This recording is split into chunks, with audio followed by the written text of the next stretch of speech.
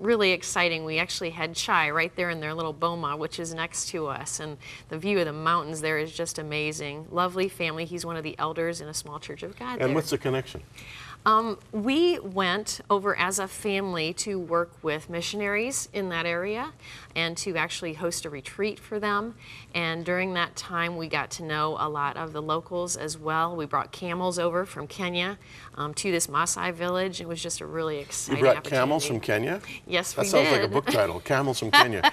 Why? Why camels from Kenya? Camels actually have really rich milk, high in nutrients.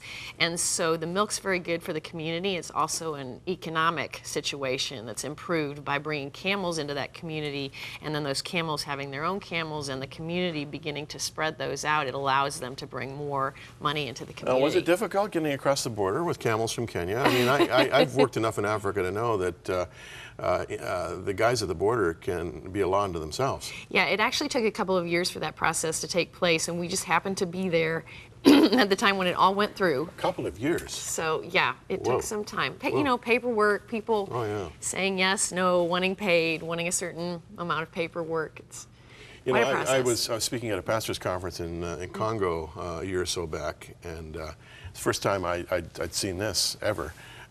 Both getting into Congo and getting out of the Congo, everything was done by hand. There were no computers. It was everything by hand, and sometimes in triplicate, and everybody wanting $10 under the counter. You know? I mean, Yeah. it's hard for people here in the West to understand that. Now, there's another shot I want to show here. Let's take a look at this third picture.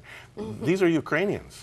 Right. This is a Ukrainian family that we recently hosted in our home, and we worked with them through InterVarsity in Kiev. And so we work with orphans and individuals in Kiev to train in purity and lifestyles of sexual integrity. Now, are these orphans that your girls are holding there? No, this is actually a whole family. They work with InterVarsity, but we have worked in orphanages in Ukraine as well. Tell me about the impact of orphans on your life. I mean, orphans are children. You're a children's author. You and I have a lot in common here when it comes to orphans. Tell me about the impact. Well, for me, the power of a story is so vital to a child's life. If they can connect with a story that can stick with them and that can teach them a basic truth, that can stay in their heart for the rest of their life. And as an author, that's what I love to do, is go in and not just take care of material needs, but spend time with the children, sharing stories and sharing the possibilities of their lives. Because with Ukrainian children, many of them who are in the orphanages end up suicidal or in crime. There's not a really good way for them to transition into adult life and to find ways to make a living. So we're trying to give them hope through relationship and through training in trying to come out and be a productive member of society and find a way to connect them with organizations that can help. One of the big challenges with connecting with orphans is that orphans, like children everywhere, eventually grow up. Yes. And eventually they become teenagers, young adults. Have you been working with orphans long enough to know what to do at that stage, or are you still in the early stages? Well, I think I've seen enough organizations that we work in partnership with to see how that happens. When you look at the things that are happening in Africa, there is a huge tragedy, you know, in losing so many parents and so many kids that are orphaned to AIDS. And at the same time, this gives us the opportunity to train whole communities of children and to train them up in virtuous ways, virtuous living, living with integrity, so that they can begin to become the adults of integrity and the leaders of their nation, transforming that nation in amazing ways. So there's two sides to that. Difficult to teach virtue to a little girl who has no rights, and by the time she's 7, she's already been raped by an uncle. Right. By the time she's 12, she may have been pregnant already once. How do you teach virtue to a kid who's been so sexually abused? Well, we talk about second chances. Sometimes I'll use a dollar bill and show them the dollar bill or a piece of money and ask them if they want that. And oh, of course they all want it. If I crumple it up and throw it on the floor, do you still want it? Yes, they'll still rush up to get it. And I say, this dollar bill is just like you. This piece of money is just like you. You are still worthy. You may have been crumpled.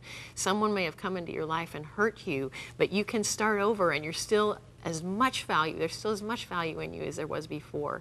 And just trying to give them little stories, little connecting points, little footholds, so they can begin to come into an understanding that they are valuable in God's sight, they're valuable in our sight, and we want them to know that and have hope for the future. That's great. Have you thought of writing a kids book for African kids? Well, I already have one that's You do? yeah, that I'm working on finding a publisher for. There's so many stories that I What could kind tell. of storyline would you want to present to African kids? I mean, they're not American kids. Right. Absolutely. I mean, that's obvious. How do you approach an African children's story? Well, I think it's very important to have the sensitivity towards the culture. Yeah. And for that purpose, I work in tandem with people who already know the culture, not just write it myself, because it would be so easy for me to write something kind of touristy as a visitor.